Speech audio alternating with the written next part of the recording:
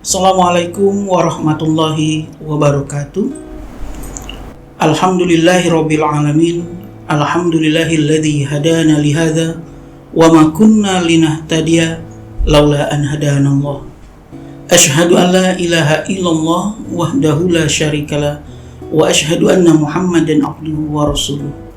Allahumma shalli wa sallim ala nabiyyina Muhammadin wa ala alihi wa ashabihi wa man tabi'ahu bi ihsanin ila yaumiddin.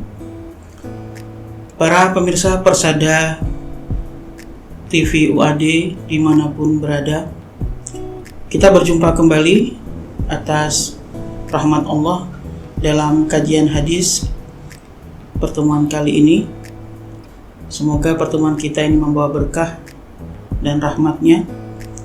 Salam dan salam tidak lupa kita haturkan kepada Nabi junjungan kita, Nabi Muhammad sallallahu alaihi wasallam. Pada kesempatan edisi ini, kita akan membicarakan tentang sebuah tema yang bisa jadi tema ini sudah banyak yang membahas. Namun tidak ada salahnya kita membahas kembali untuk menambah wawasan kita bersama. Tema ini termasuk tema fenomenal, yaitu berkaitan dengan penyerupaan kita kepada kelompok lain atau orang lain, yang sering disebut dengan tasyabuh. Dalam Islam, tasyabuh ini identik dengan penyerupaan kita kepada orang-orang non-muslim. Bagaimana pandangan Islam terkait tasyabuh ini? Di dalam hadis yang sangat masyhur yang sering kita dengar dari Ibnu Umar radhiyallahu an, man tasyabaha biqaumin fahuwa minhum. Hadis ini diriwayatkan oleh Imam Ahmad dan Abu Daud, dan sanadnya dinilai jayyid. Banyak sekali yang membicarakan tentang hadis ini, terutama terkait dengan mengikuti atau menyerupai dengan orang non-muslim. Maka perlu kita pembahasan yang lebih rinci agar supaya tidak terjadi kesalahpahaman. Apalagi di akhir-akhir ini, hadis ini sering digunakan terkait dengan Natal dan Tahun Baru, atau terkait dengan tema-tema yang berkaitan dengan non-muslim. Kesalahpahaman akan membuat kita tampak sebagai Islam yang garis keras atau anarkis, padahal Islam itu rahmatan lil alamin dan bermanfaat, membawa kedamaian bagi sekalian alam. Para pemirsa sekalian, dimanapun berada, man tasyabaha biqaumin fahuwa minhum bukan berarti kita tidak boleh menyerupai orang selain golongan kita. Bukan berarti kita tidak boleh sama dengan kelompok agama lain. Maka perlu pembatasan. Penyerupaan yang seperti apakah yang dibolehkan dan penyerupaan yang seperti apakah yang tidak diperbolehkan. Maka secara garis besar ada dua yang harus kita perhatikan. Yang pertama adalah tasyabuh yang diharamkan. Apa itu tasyabuh yang diharamkan? Adalah tasyabuhnya seseorang kepada non-muslim atau orang kafir yang itu merupakan berkaitan dengan syariat agama mereka. Jadi kalau itu termasuk syariat agama mereka, baik ibadah maupun upacara-upacara, ya, itu diharamkan. Ada yang kedua, yaitu tasyabuh yang mubah, penyerupaan yang diperbolehkan, di mana penyerupaan ini sebenarnya tidak ada kaitannya dengan agama mereka dan tidak ada kaitannya dengan orang kafir. Namun kebetulan apa yang kita lakukan itu sama dengan apa yang mereka lakukan. Contohnya adalah seperti berpakaian. Bisa jadi pakaian kita menyerupai orang kafir, tetapi pakaian tersebut bukan menjadi ciri khas bagi orang kafir. Ya boleh-boleh saja. Ya, seperti baju yang saya pakai. Bisa jadi orang non-muslim memakai baju yang modelnya sama seperti saya.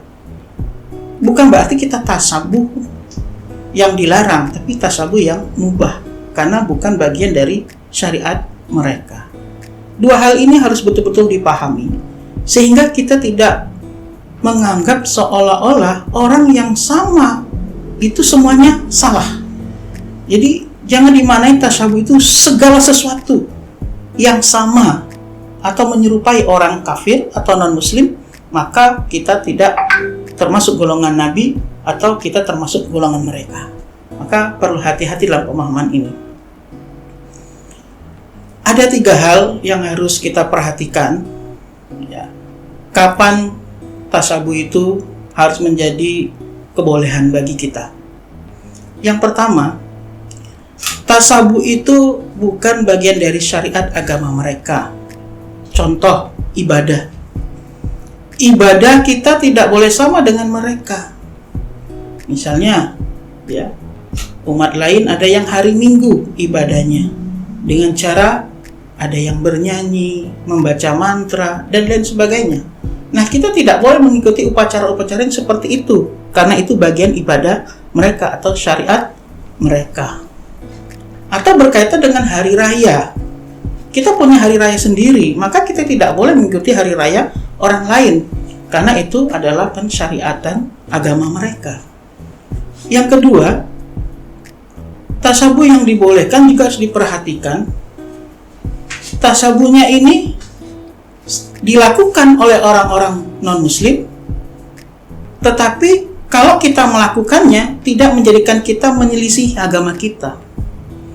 Contoh misalnya, orang Yahudi, kita lihat jenggotnya panjang-panjang.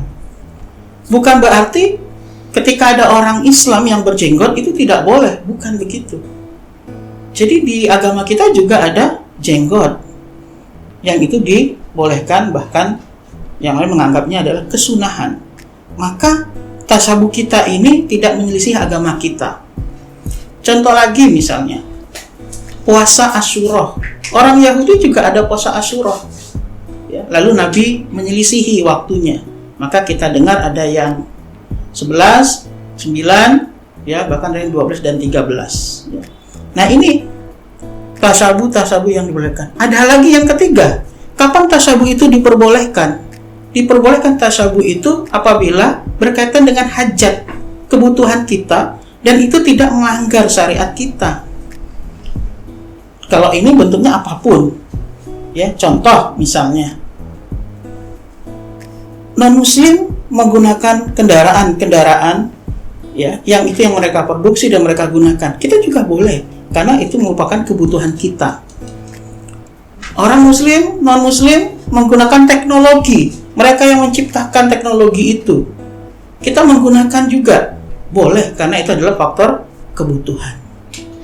Jadi bukan berarti kita serta-merta apapun yang diproduksi oleh non-muslim, apa yang dipakai oleh non-muslim tidak boleh kita gunakan, karena itu termasuk tasyabuh. Oh, tidak seperti itu. Maka perlu dipahami bersama 3 hal ini, bahwa tasyabuh itu diperbolehkan. Yang pertama, bukan bagian dari syarat mereka, syariat mereka, agama mereka. Yang kedua, dibolehkan tasyabuh itu yang tidak menyelisihi agama kita. Dan yang ketiga, tasyabuh itu adalah bagian hajat kebutuhan kita.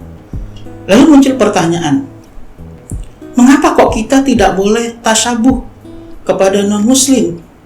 Kita harus hati-hati dalam hal menyerupai mereka. Ibnu Taimiyah pernah berkata dalam Majmu' Fatawanya, beliau mengatakan bahwa ketika seseorang itu menyerupai secara lahiriah non-muslim, maka lambat laun akan mempengaruhi akhlak seseorang, tingkah laku kepribadiannya, lambat laun akan mempengaruhi.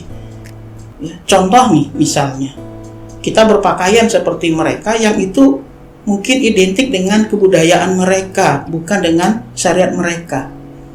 Mungkin dengan pakaian ketatnya, model pakaian yang you can see, yang suka dipakai para wanita, lama-kelamaan akan mempengaruhi akhlak kita. Jadi hati-hati dalam tasyabuh. Walaupun tasyabuh itu ada yang dibolehkan, kita juga harus berhati-hati. Menyukai sesuatu yang dibuat oleh mereka boleh-boleh saja, tapi perlu ada kehati-hatian. Nah, ini yang disampaikan oleh Imam Taimiyah.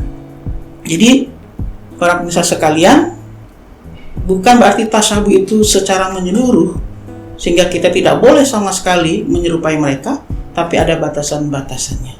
Mari kita bersama-sama berintrospeksi diri.